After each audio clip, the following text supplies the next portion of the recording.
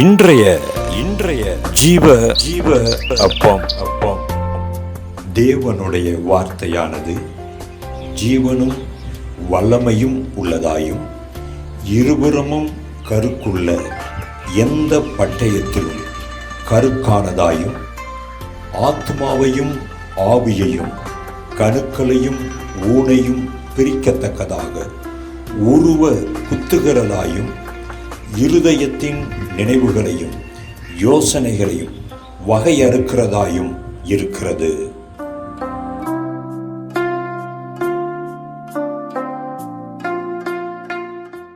கர்த்தருடைய பரிசுத்த நாமத்திற்கு மகிமை உண்டாவதாக. இன்றைய நாளிலும் நாம் வேத தியானத்திற்கு நீதிமொழிகளின் புஸ்தகம் 18ஆம் அதிகாரம் 11ஆம் வசனத்தை எடுத்துக்கொள்ளலாம்.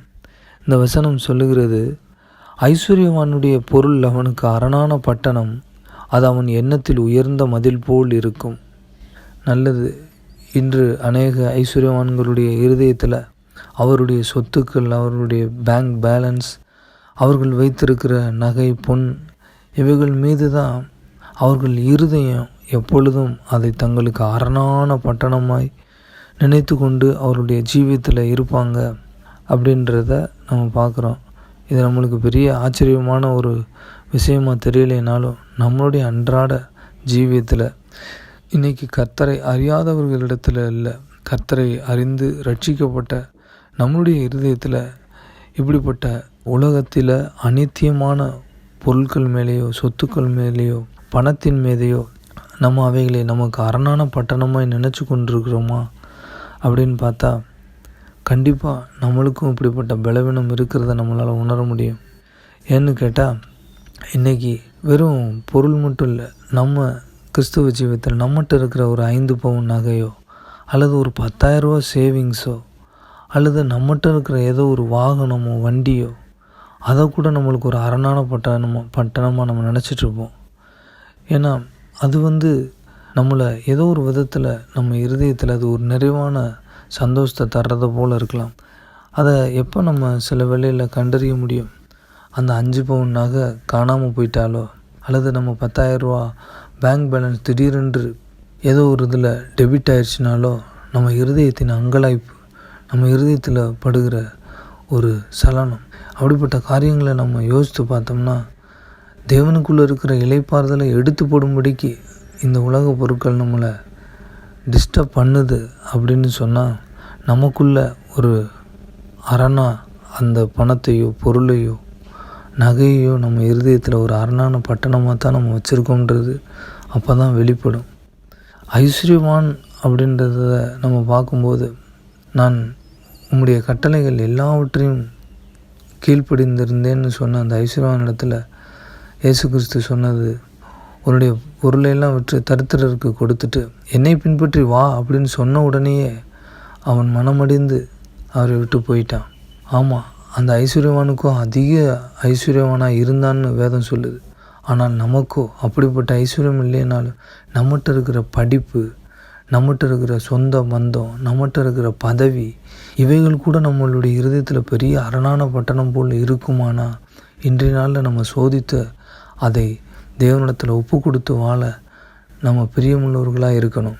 ஏன்னா ஒரு நாள் ஒரு பெரிய ஐஸ்வர்யவான் தன்னுடைய சொத்து பத்தங்கள் எல்லாம் சேர்த்து வச்ச அந்த ஒரு இருதயத்திலேயே வாழ்ந்திருந்து தேவனுடைய ராஜ்யத்தில் பிரவேசிக்கும்போது, நியாயத்தீர்ப்பின் போது, அவனுக்கு அந்த இடத்துல அவன் நிற்கிற போது, நியாயத்தீர்ப்பு துவங்கிறதுக்கு முன்பாக ஏதோ அவனுடைய இருதயத்தில் நிறைவான எண்ணம், நான் ஏதோ நிறைய வச்சிருக்கிறது போல் அவன் இருதயம் உணர்ந்திருந்தது. திடீரென்று நியாயத்தீர்ப்புக்கு முன்பாக தன்னுடைய நின்ற நிலையிலிருந்து பின்னாடி திரும்பி பார்க்கும்போது அவன் பின்பாக ஒன்றுமே இல்லை. ஏன்னா அவன் இருதயத்தில் அவனுக்கு பின்பாக இருந்த ஒரு பெரிய அரணான பட்டணம் போல் இருந்ததெல்லாம் அவன் சேர்த்து வைத்திருந்த சொத்து, அவன் சேர்த்து வைத்திருந்த பணம். ஆனால் நித்தியத்தில் நிற்கும்போது அவனுக்கு பக்கத்தில் ஒரு ரூபா கூட பக்கத்தில் இல்லை. அன்று தான் அவன் உணர முடியும், ஐயோ, நான் பூமியில் நான் சேர்த்து வைத்ததையே என் இருதயத்தில் எப்பொழுதும் நான் நல்லா படிச்சிருக்கிறேன், நல்ல வேலை எனக்கு இருக்குது, நல்ல சம்பளம், நான் எவ்வளவு பேங்க் பேலன்ஸ் வச்சுருக்கேன்ற அந்த நிறைவில் வாழுகிற மனுஷன் தேவனுடைய ராஜ்யத்துக்குரியவைகளை தேடவும் முடியாது. அந்த தேவனுடைய ராஜ்யத்தை பெற்றுக்கொள்ளத்தக்கதான எந்த ஒரு காரியத்தையும் அவன் உணர்ந்து கொள்ளவும் முடியாது. அப்படித்தான் அன்று ஐஸ்வர்யவானும் லாசரும் சமர்த்தப்பட்ட போது அவன் பூமியில் சுகபோகமாக வாழ்ந்தான். அவன் தேவனுடைய ராஜ்யத்தை குறித்து யோசிக்கவே இல்லை. அவன் கடைசியில் தேவனுடைய ராஜ்யத்தில் போகும்போது அதுக்கு உண்டான எந்த சொத்துமே அவனிடத்தில் இல்லை. அப்படித்தான் அந்த வசனம் சொல்லுகிறது. அது மாத்திரம் இல்லை, இதற்கு ஒப்பனையாகவும் இதற்கு தொடர்புடையதாகவும் எபிரேயர் 11ஆம் அதிகாரத்தில் 25-26 வசனங்களில் மோசையை குறித்து சொல்லப்பட்ட பகுதி 25ஆம் வசனத்தில் அநித்தியமான பாவ சந்தோஷங்களை அனுபவிப்பதை பார்க்கிலும் தேவனுடைய ஜனங்களுடைய துன்பத்தை அனுபவிப்பதையே தெரிந்து கொண்டு இனிவரும் பலன்மேல் நோக்கமாயிருந்து எகிப்தில் உள்ள பொக்கிஷங்களிலும் கிறிஸ்துவின் நிமித்தம் வரும் நிந்தையை அதிக பாக்கியமென்று எண்ணினான். இவன் முதலாவது எகிப்தில் உள்ள பொக்கிஷங்களையும் அதில் இருக்கிற மதிப்பையும் எல்லாவற்றையும் முதல்ல வெறுக்க கற்றுக்கொண்டார். முதல்ல அதனால் வருகிற சந்தோஷத்தை புறம்பே தள்ளத்தக்கதான ஒரு இறுதி அவருக்குள்ளே இருந்ததுனால தான் அவர் கிறிஸ்துவின் நிமித்தம் வரும் நிந்தையை அதிக பாக்கியமாக எண்ண முடிஞ்சிச்சு. இந்த மோசே பழைய உடன்படிக்கையில் வாழ்ந்த பரிசுத்தவான்.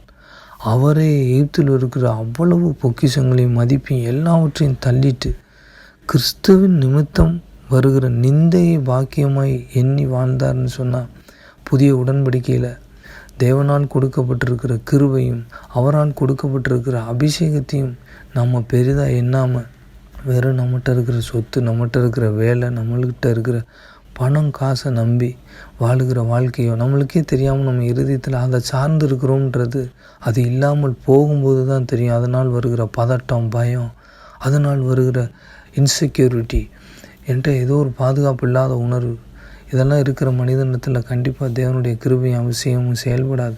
ஏன்னா அவன் கிருபையையும் அபிஷேகத்தையும் பெருசாக நினச்சி அவன் வாழ்கிறதில்ல. ஒரு மனுஷனுக்கு, அதுவும் ரட்சிக்கப்பட்ட கிறிஸ்தவர்களாகிய நமக்கு தேவனால் வருகிற அந்த கிருபையும் அந்த அபிஷேகமும் மாத்திரம்தான் ஒவ்வொரு நாளும் நம்மளை நடத்த முடியும். அந்த ஒன்று மாத்திரம்தான் நம்மளுடைய சொத்து. அதை நம்பி வாழுகிற கிறிஸ்தவன் ஒரு காலும் அவன் பணத்துக்கு பின்பாக இந்த அநித்தியமான யாதொன்றையும் சார்ந்து அவனுக்கு வாழ பிரியமே இருக்காது. அவனுக்கு நடுக்கம் பிடிக்கும். அவனுடைய இருதயத்தில் இன்செக்யூரிட்டி ஃபீலிங் எப்போ வரும்னா, தேவனிடத்திலிருந்து வருகிற கிருபையும் அபிஷேகமும் அவனிடத்திலிருந்து எடுக்கப்பட்டாலோ அல்லது அந்த கிருபையும் அபிஷேகத்திலையும் கொஞ்சம் குறைஞ்சிட்டாலோ அவனுடைய இருதயம் படபடக்கவும் அவனுடைய இருதயம் வெறுமையும் உணரும். அப்பொழுது தான் ஒன்றும் இல்லை என்பதையும் உணர்வான். அவன் தேவையான கிருபையும் அபிஷேகத்தையும் தேவனத்திலிருந்து அழுது பெற்றுக்கொள்வான். இன்றைய நாளிலும் தேவனத்திலிருந்து வருகிற அந்த கிருபையும் அபிஷேகத்தையும் சார்ந்து அதுவே நமக்கு அரணான பட்டணமாய் இருந்துவிட தேவன் நம்மளுக்கு கிருபை செய்வாராக. ஆமேன்.